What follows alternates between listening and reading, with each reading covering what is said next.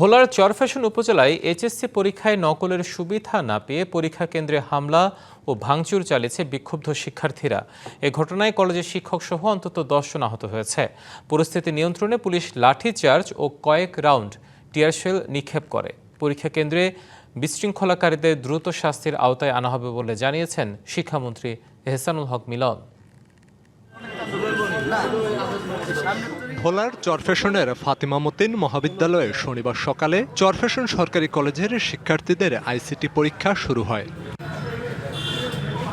তবে বিপত্তি বাধে এমসিকিউ প্রশ্ন বিতরণের পর শিক্ষার্থীরা প্রশ্ন কমন পড়েনি দাবি তুলে নকলের সুযোগ চান। রাজি না হওয়ায় শিক্ষকদের সাথে অসদাচরণ শুরু করেন। এরপর লিখিত পরীক্ষা শুরু হলেও একই দাবি তোলেন শিক্ষার্থীরা। বাধা দিলে শিক্ষকদের নানা হুমকি দেন। কলেজ কর্তৃপক্ষ বিষয়টি স্থানীয় প্রশাসনকে জানালে অতিরিক্ত পুলিশ মোতায়েন করা হয়। তবে পরীক্ষা শেষে শিক্ষার্থীরা মিছিল নিয়ে কেন্দ্রে হামলা চালায়। শ্রেণীকক্ষ অফিস কার্যালয়ে ভাঙচুর করে উত্তরপত্র ছিনিয়ে নেওয়ার চেষ্টা করে, মারধর করে শিক্ষকদের।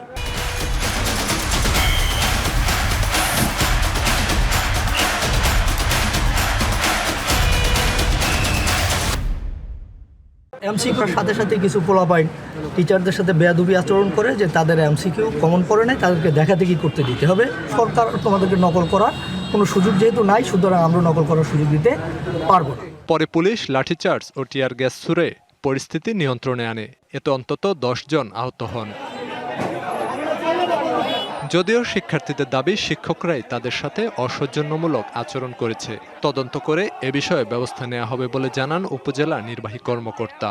প্রশ্ন কঠিন হয়েছে, প্লাস হচ্ছে আপনার টিচাররা তাদেরকে সুযোগ দিচ্ছে না। শুনলাম যে বিভিন্ন রকম অনাকাঙ্ক্ষিত পরিস্থিতি তৈরি হয়েছে, তো পরবর্তীতে পুলিশ পরিস্থিতি নিয়ন্ত্রণে এনেছে। এদিকে মবের সাথে জড়িতদের কোনো ছাড় দেওয়া হবে না বলে হুঁশিয়ারি দিয়েছেন শিক্ষামন্ত্রী। মব অ্যাটাক হয়েছে, নকল করতে দিতে হবে।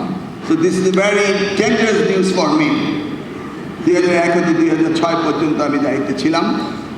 এই ধরনের ঘটনা তখন ঘটত এবং সেটাকে আমি 100% নির্মূল করেছিলাম। DBC news desk.